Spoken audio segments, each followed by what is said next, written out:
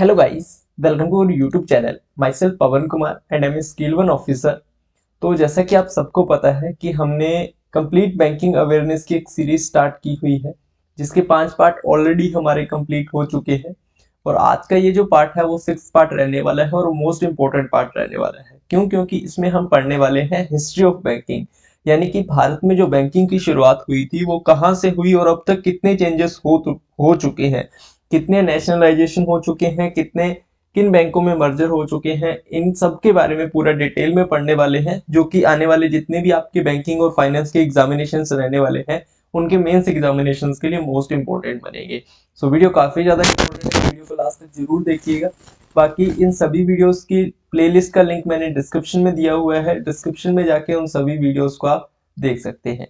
Clear है guys? चलिए शुरू करते हैं आज की वीडियो और पढ़ते हैं इंडियन बैंकिंग सिस्टम के बारे में। सबसे पहले इंडियन बैंकिंग सिस्टम के बारे में हम पढ़े उससे पहले हमें ये पता होना चाहिए कि बैंक होता क्या है। तो बैंक की जो डेफिनेशन ऑलमोस्ट दी जाती है वो यही है कि बैंक एक वित्तीय संस्था है जो जमा स्वीकार करता है और लोन एंड एडवांसेस प्रदान करता है। तो यहाँ पर 3 हमें वर्ड्स देखने को मिले हैं। सबसे पहले जमा, जिसे डिपॉजिट बोला जाता है, उसके बाद लोन एंड इसके बाद एडवांसेस। सबसे पहले इन तीनों वर्ड्स का मतलब समझते हैं, उसके बाद आगे बढ़ते हैं। तो डिपॉजिट का मीनिंग क्या होता है? इंडियन बैंकिंग सिस्टम में डिपॉजिट 2 प्रकार के होते हैं, सॉरी डिपॉजिट 4 प्रकार के होते हैं। कौन कौन से? सबसे पहले डिमांड डिपॉजिट, ठीक है, जिसके अंदर क्या आता है? कासा यानी कि current account and saving account. दूसरा होता है टर्म या फिर टाइम डिपॉजिट, ठीक है। अब डिमांड डिपॉजिट के अंदर 2 अकाउंट आते हैं, सबसे पहला करंट अकाउंट और दूसरा आपका आता है सेविंग अकाउंट। टर्म यानी कि टाइम डिपॉजिट के अंदर भी 2 अकाउंट आते हैं, सबसे पहला रिकरिंग अकाउंट और दूसरा आता है फिक्स्ड अकाउंट, ठीक है। अब इन सब का मतलब क्या है? Current account, saving account, shortly मैं आपको बता देता हूँ इनका मतलब क्या है। Current account basically normal person द्वारा नहीं ओपन किया जाता, ये किसी एक फर्म द्वारा ओपन किया जाता है, किसी एक फर्म द्वारा या फिर किसी एक कंपनी द्वारा, ठीक है, इसको ओपन किया जाता है, ठीक है।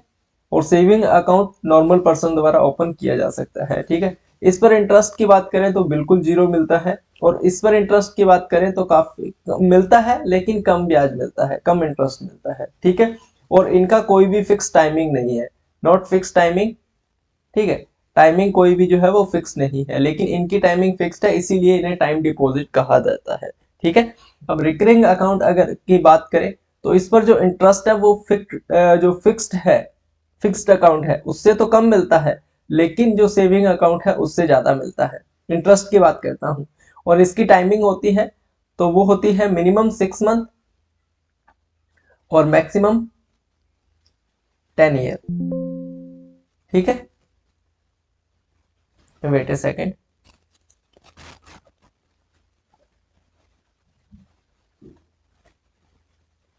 तो इसकी टाइमिंग मिनिमम 6 महीने होती है और मैक्सिमम 10 साल तक इसकी जो टाइमिंग है वो हो सकती है, ठीक है। अब आता है हमारा फिक्स्ड अकाउंट। फिक्स्ड अकाउंट में सबसे ज्यादा ब्याज मिलता है। फिक्स्ड अकाउंट में क्या होता है? सबसे ज्यादा ब्याज आपको यहाँ पर देखने को मिलता है, सबसे हाईएस्ट इंटरेस्ट जो है वो आपको देखने को मिलता है। इसकी टाइमिंग आप नोट कर लीजिए, मिनिमम 7 डेज होती है और मैक्सिमम इसकी जो टाइमिंग है वो 10 साल हो सकती है, ठीक है। टाइमिंग इंपॉर्टेंट है, इनकी कोई टाइमिंग नहीं होती। पूछ लिया जाता है रिकरिंग अकाउंट के लिए जो मिनिमम एंड मैक्सिमम टाइमिंग है वो क्या है, तो रिकरिंग अकाउंट मिनिमम 6 महीने के लिए और मैक्सिमम 10 साल के लिए ओपन किया जा सकता है। फिक्स्ड अकाउंट जो है वो मिनिमम 7 दिनों के लिए और मैक्सिमम 10 दिनों के लिए ओपन, मैक्सिमम 10 साल के लिए ओपन किया जा सकता है, ठीक है। क्लियर है गाइज? अब आपको क्लियर होगा, ठीक है, डिपॉजिट वाला पोर्शन। अब हमारा नेक्स्ट जो पोर्शन आता है वो आता है लोन एंड एडवांसेस का। मैं इसे थोड़ा रिमूव कर देता हूं ताकि आप अच्छे से जो है वो समझ सके।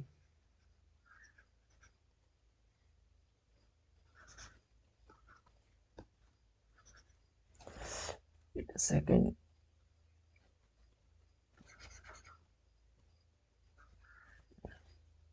क्या हो गया भाई? चलिए, ये रिमूव नहीं हो रहा तो हम वैसे ही पढ़ लेते हैं। चलिए, ये हो रहा है। अब आता है हमारा लोन एंड एडवांसेस। लोन क्या होता है? लोन वो होते हैं जिनमें शॉर्ट टर्म भी होता है और लॉन्ग टर्म भी होता है।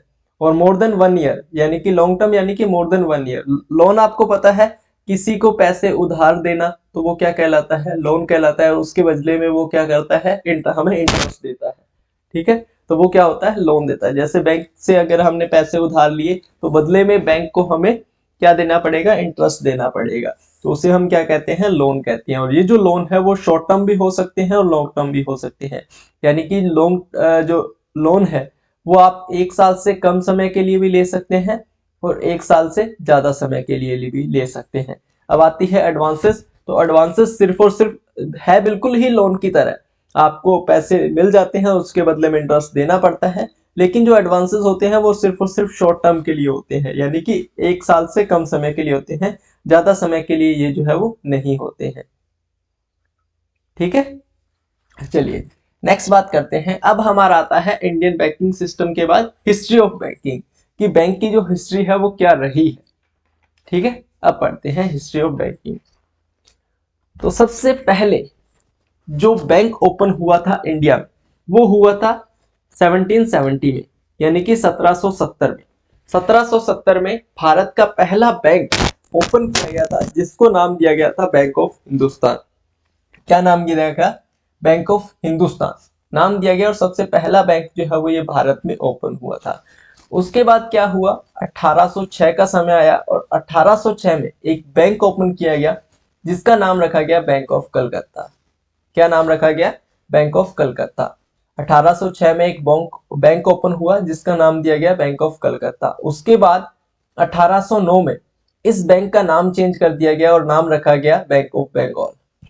ठीक है, 1809 में इस बैंक ऑफ कलकत्ता का नाम चेंज करके नाम क्या रखा गया, बैंक ऑफ बंगाल रखा गया। और इसको 1809 में रीनेम कर दिया गया, यानी कि 3 साल बाद। 1806 में तो बैंक ऑफ कलकत्ता ओपन हुआ, इसके 3 साल बाद यानी कि 1809 में बैंक ऑफ बंगाल इसका नाम जो है वो ओपन कर दिया, रीनेम कर दिया गया। उसके बाद समय आता है 1840 का, और 1840 में एक और बैंक को शुरू किया जाता है और जिसका नाम रखा जाता है बैंक ऑफ बॉम्बे। क्योंकि बैंक बॉम्बे उस समय काफी चर्चा में था और वहां एक बैंक बनना काफी लाजमी भी था। तो 1840 में एक बैंक बनाया गया और जिसका नाम रखा गया बैंक ऑफ बॉम्बे। फिर 3 साल बाद 1843 में एक और बैंक बना और जिसका नाम रखा गया बैंक ऑफ मद्रास। ठीक है, इन तीनों बैंकों को आप याद रखिएगा। बस ऊपर वाले बैंक का काम यही है कि आपको याद रखना है 1770 में भारत का पहला बैंक ओपन हुआ था, बैंक ऑफ हिंदुस्तान। ठीक है, इसके आगे की हिस्ट्री आपको याद नहीं रखनी है, ना ही आज तक पूछी गई है। उसके बाद समय आता है 1806 का, बैंक ऑफ कलकत्ता। 3 साल बाद 1809 में बैंक ऑफ बंगाल बन गया, उसी को रीनेम करके। 1840 में बैंक ऑफ बॉम्बे बना और 1843 में 1843 में बैंक ऑफ मद्रास बना।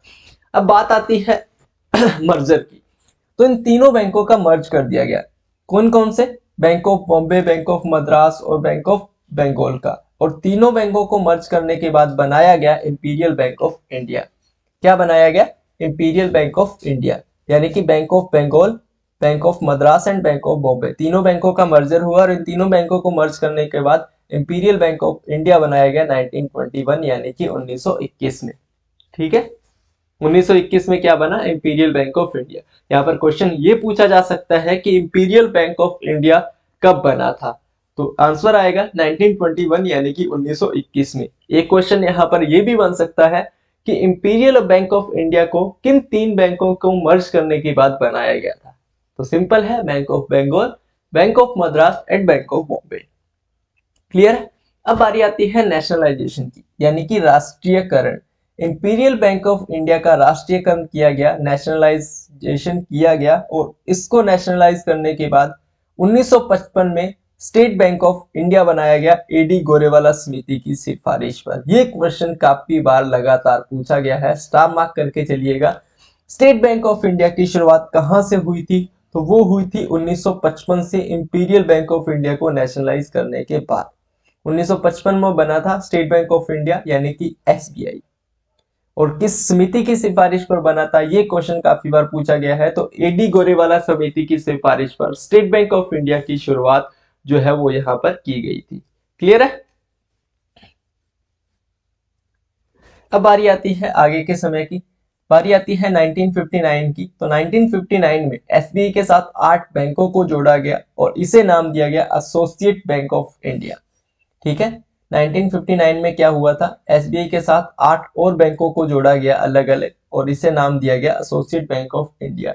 इसमें सिर्फ मर्जर ही है, नेशनलाइज हो गया, मर्जर हो गया, यही सब आपको देखने को मिलेगा। ये 8 बैंक कौन कौन से थे, तो ये था SBI Bikaner, SBI Jaipur, SBI Saurashtra, SBI Indore, SBI Hyderabad, SBI Patiala, SBI Mysore और एसबीआई त्रावणकोर। ये 8 बैंक थे और इन 8 बैंकों को एसबीआई के साथ जोड़ा गया और नाम दिया गया एसोसिएट बैंक ऑफ इंडिया। आपको याद होगा पहले ये बैंक हुआ करते थे, एसबीआई बीकानेर में था, एसबीआई जयपुर में था। एसबीआई बीकानेर में तो मेरा खुद का अकाउंट भी था, अभी वो एसबीआई में कन्वर्ट हो गया, उसको ऐड कर दिया गया, तो अकाउंट भी वहां पर ट्रांसफर कर दिया गया। लेकिन मुझे याद है एसबीआई बीकानेर एंड जयपुर में मेरा अकाउंट था।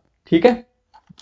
अब एसबीआई बीकानेर एंड जयपुर कैसे बना, ये तो अलग अलग है, एसबीआई बीकानेर है, एसबीआई जयपुर है। तो यहाँ बारी आती है मर्जर की। अब शुरू होता है मर्जर का काम। यहाँ पर बैंकों को क्या किया गया, एक दूसरे बैंक में मर्ज किया गया। यानी कि ये जितने भी 8 बैंक बनाए गए थे, ये उतने ज्यादा सक्सेसफुल नहीं हो पाए अपने अपने तौर पर, तो इनको क्या कर दिया गया, फिर से एक दूसरे में मर्ज कर दिया गया, और मर्ज करके सिर्फ और सिर्फ एक ही बैंक बनाया गया, जिसे नाम दिया गया स्टेट बैंक ऑफ इंडिया। सबसे पहले बारी आती है 1963 की। 1963 में एसबीआई बीकानेर और एसबीआई जयपुर को ऐड किया गया और नाम दिया गया है state bank of Bikaner and Jaipur. इसमें मेरा खाता था। ठीक है।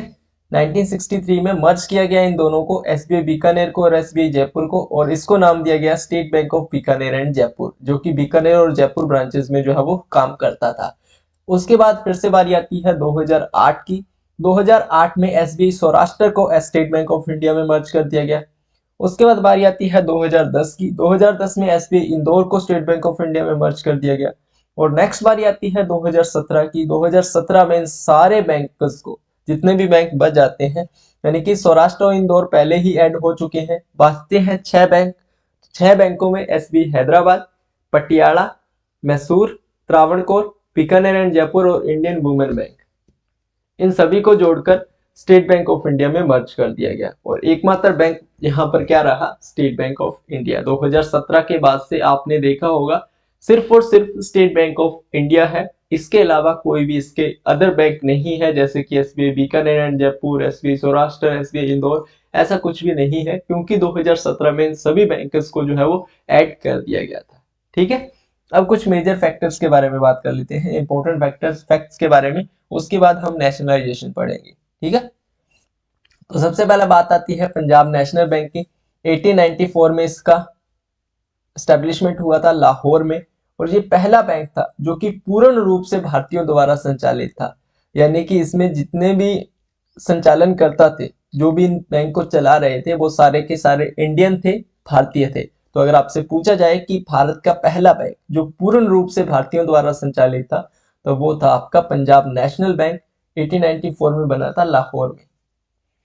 दूसरे नंबर पर आता है सेंट्रल बैंक ऑफ इंडिया, 1911 में बना था। इसकी जो 100% हिस्सेदारी थी वो भारतीय थी, यानी कि कोई भी फॉरेन इन्वेस्टमेंट इसमें नहीं थी। इसके अलावा 100% भारतीय संचालन था, यानी कि भारतीयों द्वारा संचालित था। यानी कि हम बोल सकते हैं भारत का पहला स्वदेशी बैंक जो था वो था सेंट्रल बैंक ऑफ इंडिया। और लास्ट जो बैंक बचता है वो बचता है बैंक ऑफ इंडिया। वो था 1946 में इसको शुरुआत की गई थी, और भारत के बाहर शाखा खोलने वाला पहला बैंक था, जिसने लंदन में अपनी एक शाखा खोली थी। यानी कि भारत के बाहर अपनी एक शाखा खोलने वाला पहला बैंक था बैंक ऑफ इंडिया, जिसने लंदन में पहली अपनी एक शाखा खोली थी। क्लियर। अब बारी आती है नेशनलाइजेशन की। तो नेशनलाइजेशन इन इंडिया, भारत में राष्ट्रीयकरण के बारे में पढ़ते हैं, कब कब भारत में राष्ट्रीयकरण हुआ, और अभी जो मर्जर हुए थे ओबीसी यूनाइटेड सिंडिकेट इलाहाबाद के, वो भी हम इसी में कंप्लीट कर देंगे। ठीक है। थोड़ा सा 10 मिनट का पार्ट रह गया है, उसे पढ़ते हैं। डेट थी 19 जुलाई 1969, जब 14 बैंकों का राष्ट्रीयकरण हुआ पहली बार, जिनकी न्यूनतम पूंजी क्या थी, 50 करोड़ थी। यहाँ पर 3 क्वेश्चन बनते हैं। पहला नेशनलाइजेशन, पहला राष्ट्रीयकरण भारत में कब हुआ था, देन डेट है 19 जुलाई 1969। कितने बैंकों का राष्ट्रीयकरण हुआ था, तो 14 बैंकों का। बैंक आपसे नहीं पूछेंगे कौन कौन से थे। उन बैंक की न्यूनतम पूंजी कितनी थी, तो वो थी 50 करोड़। यहाँ पर 3 क्वेश्चन यहाँ पर आपके क्लियर हो जाते हैं। अब उसके बाद डेट आती है 15 अप्रैल 1980। 15 अप्रैल 1980 को 6 बैंकों का राष्ट्रीयकरण हुआ जिनकी न्यूनतम पूंजी 200 करोड़ थी। दूसरा राष्ट्रीयकरण भारत में कब हुआ? 15 अप्रैल 1980 को। कितने बैंकों का? 6 बैंकों का। कितनी न्यूनतम पूंजी थी? तो 200 करोड़। ठीक है। तीसरी डेट आती है 4 सितंबर 1993 में। 4 सितंबर 1993 को क्या हुआ था? न्यू बैंक ऑफ इंडिया का पंजाब नेशनल बैंक में विलय हो गया। पहले आपको पता था न्यू बैंक ऑफ इंडिया हुआ करता था, तो अब उसका क्या कर दिया गया? पंजाब नेशनल बैंक में इसको मिला दिया गया। फिर समय आता है 1 अप्रैल 2019 को। ये तो अपने समय की बात है जहां पर विजया और देना बैंक को मिलाकर क्या किया गया? बैंक ऑफ बड़ौदा बनाया गया। विजया और देना बैंक का मर्जर किसमें कर दिया गया? बैंक ऑफ बड़ौदा कर दिया गया, बैंक ऑफ बड़ौदा में। और बारी आती है 1 अप्रैल 2020 की, जो कि अभी तक अंतिम मर्जर रहा है और काफी बड़ा मर्जर था। 10 बैंकों का राष्ट्रीयकरण यहाँ पर किया गया था। 10 बैंकों को एक बैंक में मर्ज करके एक बड़ा बैंक बनाया गया था, जिसमें पहला नाम था oriental bank of India plus United bank of India. Oriental bank of India और यूनाइटेड बैंक ऑफ इंडिया को मिला दिया गया पंजाब नेशनल बैंक में। ये मर्जर से काफी बार हर प्रकार के एग्जामिनेशन में पूछे गए हैं क्वेश्चन, चाहे वो बैंकिंग हो, चाहे वो रेलवे हो, चाहे वो एससी हो, चाहे एसएससी हो, चाहे वो यूपीएससी तक हो, उस तक क्वेश्चन इसमें जो है वो पूछे गए हैं। दूसरा, सिंडिकेट बैंक का मर्जर हुआ कैनरा बैंक में। तीसरा, इलाहाबाद बैंक का मर्जर हुआ इंडियन बैंक में। और चौथा, आंध्रा बैंक और कॉरपोरेशन को मिलाकर यूनियन बैंक ऑफ इंडिया बना दिया गया। यूनियन बैंक ऑफ इंडिया में इन दोनों बैंकों का मर्जर जो है वो कर दिया गया। अब इतना सब होने के बाद जो टोटल नेशनलाइज बैंक बचते हैं, ठीक है, टोटल जो नेशनलाइज बैंक बचते हैं इंडिया में वो कितने हैं? तो वो हैं 11। और टोटल पब्लिक सेक्टर बैंक जो बचते हैं वो बचते हैं 12। ठीक है, क्योंकि एसबीआई नेशनलाइज बैंक नहीं है। तो टोटल पब्लिक सेक्टर बैंक कितने हैं? 12। और टोटल नेशनलाइज बैंक कितने हैं? और वो है 11। ठीक है, यहाँ पर आपका इंडियन बैंकिंग सिस्टम यानी कि हिस्ट्री ऑफ बैंकिंग जो है वो खत्म होता है। उसके बाद टाइप्स ऑफ बैंक जो है वो हम कल पढ़ेंगे। काफी सारे अभी चैप्टर्स बाकी है यार, अभी तो नोट्स का आधा भी नहीं हुआ, 1/4 ही कंप्लीट नहीं हुआ है। तो काफी सारी चीजें आपकी बाकी है। धीरे धीरे सभी चीजों को कवर करेंगे छोटी छोटी वीडियोस के माध्यम से। ये वीडियो आप सभी को कैसे लगी कमेंट सेक्शन में कमेंट करके जरूर बताइएगा। अगर आपको लगता है कि कुछ चेंजेस की जरूरत है तो भी आप कमेंट में लिखिएगा जरूर, ताकि मैं आने वाली वीडियोस में वो चेंजेस करके आपको अच्छे से अच्छा कंटेंट जो है वो प्रोवाइड करवा सकूं। ठीक है, बाकी मिलते हैं नेक्स्ट वीडियो में, तब तक के लिए good luck and have a nice day.